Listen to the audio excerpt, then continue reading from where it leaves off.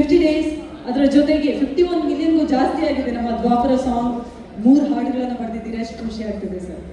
ನಿಜಕ್ಕೂ ಭಾಳ ಖುಷಿ ಆಗುತ್ತೆ. ಯಾಕೆಂದರೆ ನಾನು ನಿನ್ನೆ ಒಬ್ಬರು ಡಿಸ್ಟ್ರಿಬ್ಯೂಟರ್ ಹತ್ರ ಮಾತಾಡ್ತಾ ಇದ್ದೆ. 50 ಡೇಸ್ ಸಿನಿಮಾ ತುಂಬ ದೊಡ್ಡ ದೊಡ್ಡ ಬಡ್ಜೆಟಿನ ಸಿನಿಮಾಗಳು, 100 ಕೋಟಿ ಬಡ್ಜೆಟಿನ ಸಿನಿಮಾಗಳು ಕೂಡ 50 ಡೇಸ್ ಕ್ರಾಸ್ ಮಾಡಲಿಲ್ಲ, ದೊಡ್ಡ ದೊಡ್ಡ ಸಿನಿಮಾಗಳು. ಆದರೆ ನಮ್ಮ ಸಿನಿಮಾ ಎಷ್ಟು ಜನ ಇಡೀ ಕರ್ನಾಟಕದ ಯಾವ ಭಾಗಕ್ಕೆ ಹೋದರೂ ಜನ ಎಷ್ಟು ಪ್ರೀತಿಯಿಂದ ಸ್ವೀಕರಿಸಿದ್ದಾರೆ ಸಿನಿಮಾನ.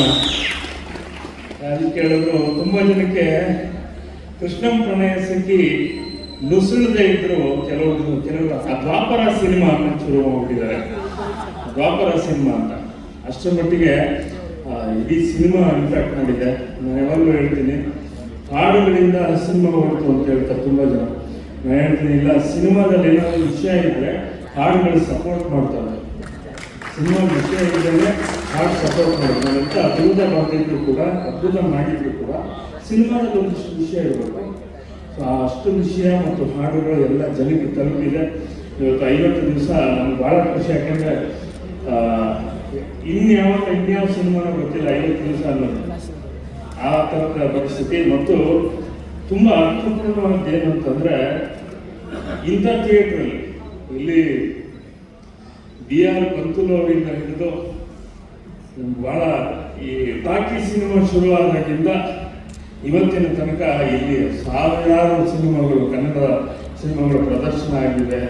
100 ದಿವಸ, 25 ವಾರ ಇದೆಲ್ಲ ಕಂಡಿರುವಂಥ ಒಂದು ರೀತಿಯ ತುಂಬ ಪವರ್ಫುಲ್ ಆದಂಥ ಜಾಗ ಇದು. ಈ ಜಾಗದಲ್ಲಿ 50 ಡೇಸ್ ಮಾಡೋದು ಒಂಥರ ನನಗೆ ಇನ್ನೊಂದು 100 ಡೇಸ್ ಕೂಡ ಮಾಡ್ಬೋದು ಇನ್ನೊಂದು ಅಂತ ಮಾಡಲಿ ಅಂತ ಆಶಿಸ್ತೀನಿ. ಒಳ್ಳೆಯದಾಗಲಿ. ಇಡೀ ಚಿತ್ರದಲ್ಲಿ ಭಾಳ ಸಲ ಯಾಕೆ ಹೇಳಿದ್ದೀನಿ, ಎಲ್ಲರ ಬಗ್ಗೆ ಹೇಳಿದ್ದೀನಿ. ಎಲ್ಲ ಕಲಾವಿದರು ನಮ್ಮ ತುಂಬ ಸೀನಿಯರ್, ನಾವೆಲ್ಲ ಭಾಳ ಪ್ರೀತಿಸುವ ಮತ್ತು ಭಾಳ ಕುತೂಹಲದಿಂದ ನೋಡಿದಂಥ ಕಲಾವಿದರು ಶಶಿಕುಮಾರ್ ಸರ್, ಅಂಥ ಘಟಾನುಘಟಿಗಳು ಮತ್ತು ಶ್ರೀನಿವಾಸಮೂರ್ತಿಯವರು ತುಂಬ ಜನ ಇದ್ದಾರೆ. ಎಲ್ಲ ಹಳೆಯ ಕಲಾವಿದರು ಮತ್ತು ಶರಣ್ಯ ಎಲ್ಲ ಕಾರ್ಯಕ್ರಮಗಳನ್ನು ಇರ್ತಾರೆ. ಎಲ್ಲ ಕನ್ನಡದವರಿಗೆ ಗಣೇಶ್ ಬಗ್ಗೆ ನಾವೇನು ಹೇಳಂಗೆ ಇಲ್ಲ, ಇಡೀ ಕರ್ನಾಟಕ ಮೆಚ್ಚಿ ಕೊಂಡಾಡ್ತಾ ಇದೆ. ಎಲ್ಲ ಸಂಭ್ರಮದ ಕ್ಷಣಗಳಿಗೆ ನಾವು ಸಾಕ್ಷಿಯಾಗಿದ್ದೀವಿ ಅನ್ನೋದು ಭಾಳ ಖುಷಿ. ನಮ್ಮ ದಾಸಗೌಡರು ಬಂದ ವಿಶೇಷವಾಗಿರೋದು ಬೆಂಗಳೂರಿನಿಂದ. ಸೊ ಎಲ್ರಿಗೂ ಒಳ್ಳೆಯದಾಗಲಿ. ಸಿನಿಮಾ ಇನ್ನಷ್ಟು ಮತ್ತಷ್ಟು ಜನರನ್ನು ತಲುಪಲಿ ಅಂತ ಆಶಿಸ್ತೀನಿ. ಆಡಿಯೋ ಅಂತೂ 50 ಮಿಲಿಯನ್ 50 ಡೇಸ್ 50 ಮಿಲಿಯನ್ ಕ್ರಾಶ್ ಮಾಡಿದ ಇತ್ತೀಚಿನ ಬಹುತೇಕ ಮೊದಲ ಸಾಂಗ್ ದ್ವಾಪರ ಸಾಂಗ್ ಅಂತ ಹೇಳ್ಕೊಳ್ತಾರೆ. ಹೆಮ್ಮೆ ಅನಿಸುತ್ತೆ. ಇಂಡಿಯಾದ ಟ್ರೆಂಡಿಂಗಲ್ಲಿ 1, 2ನಲ್ಲಿ ಇದ್ದಂಥ ಹಾಡು ನಮ್ಮದು.